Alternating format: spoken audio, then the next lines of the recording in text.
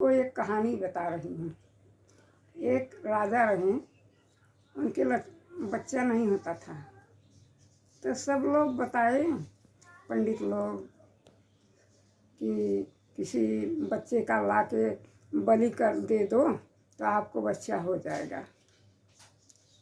तो वो सब गांव में ढिढोरा पिटवा दिए कि जो मुझे अपना बच्चा देगा उसे मैं अपनी आधी राजपाट दे दूंगा। तो एक गरीब था, उसके 3 बच्चे थे। 2 बच्चे कमाने जाते थे और ला के पैसा रुपया देते थे उसको, और एक बच्चा खाली राम की भजन करता था। राम राम राम राम राम राम, भोलेनाथ की भजन करता था। नमः शिवाय नमः शिवाय नमः शिवाय भजन करता था। तो सोचा कि जाने दो, ये लड़का कुछ काम का नहीं है, इसे मैं दे आऊँ, मुझे ढेर सारा धन मिल जाएगा। वो लेके आया लड़के को, बोला राजा साहब ले लो। तो राजा साहब पूछे बच्चे से कि बेटा तुम्हारी कुछ ख्वाहिश है, आपकी बलि देने जा रहा हूँ। बोला थोड़ा रुको, मैं एक खेला खेल के आता हूँ, तब आप मेरी बलि दे देना है। कहीं जाओ। वो गया और वो धूल मिट्टी जमा किया, धूल मिट्टी जमा करके ऐसा ऐसा ऐसा 5 मूर्ति बनाया। 5 मूर्ति बनाया, भोलेनाथ का बनाया। तो पहली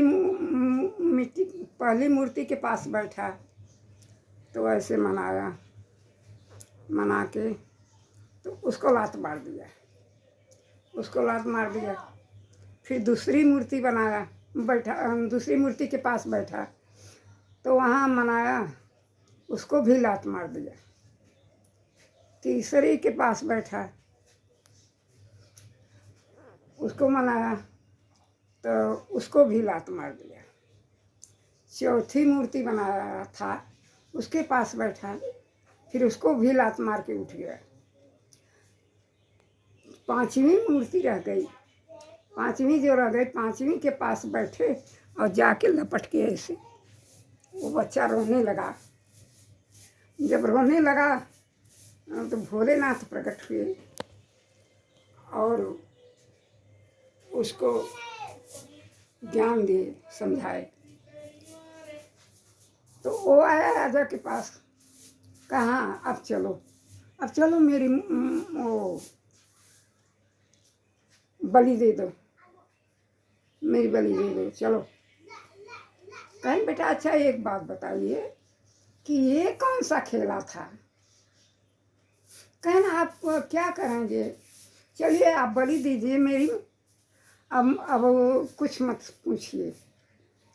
कहें बेटा बताइए क्या खेला था आपका, कौन सा खेला?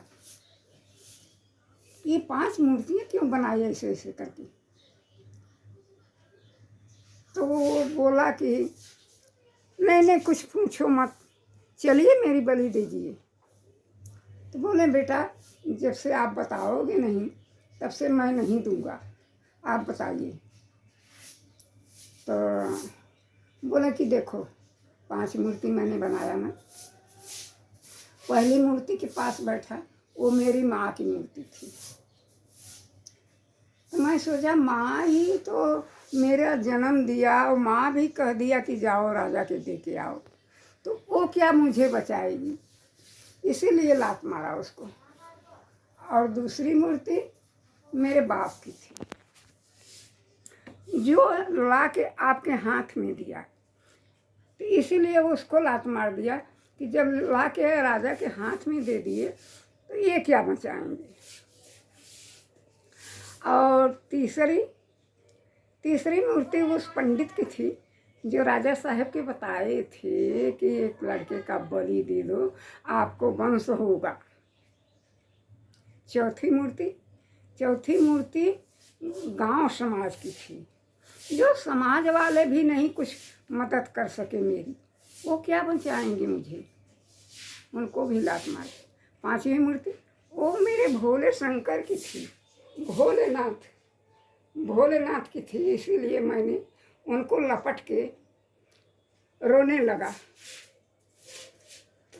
तो वो वही भोलेनाथ बचाएंगे, दूसरा कोई नहीं बचाएगा मुझे। आप तो बलि देने वाले हैं ना, आप चलिए मेरी बलि दे दो। तो वो राजा साहब को दया आ गई।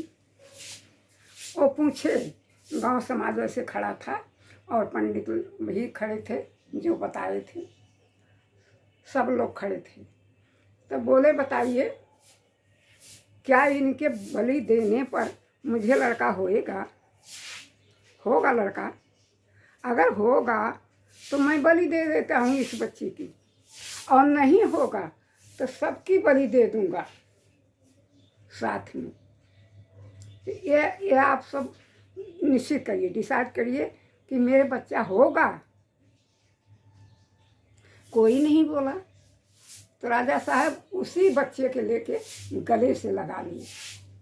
बोले, बेटा इतना बुद्धिमान लड़का होगा कि नहीं होगा आपके जैसा, आप ही मेरा लड़का बन जाओ और मेरे धन का मालिक हो जाओ।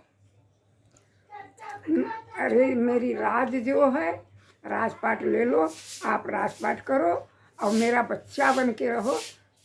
अब मुझे और कुछ नहीं चाहिए, आपके जैसा लड़का नहीं होगा। सब हाथ जोड़ के कह दिए, आप सब अपने अपने घर जाइए, यही मेरा बच्चा है, इसको मैं बलि नहीं दूंगा। इतना अच्छा बच्चा कहाँ पाएंगे, बुद्धिमान।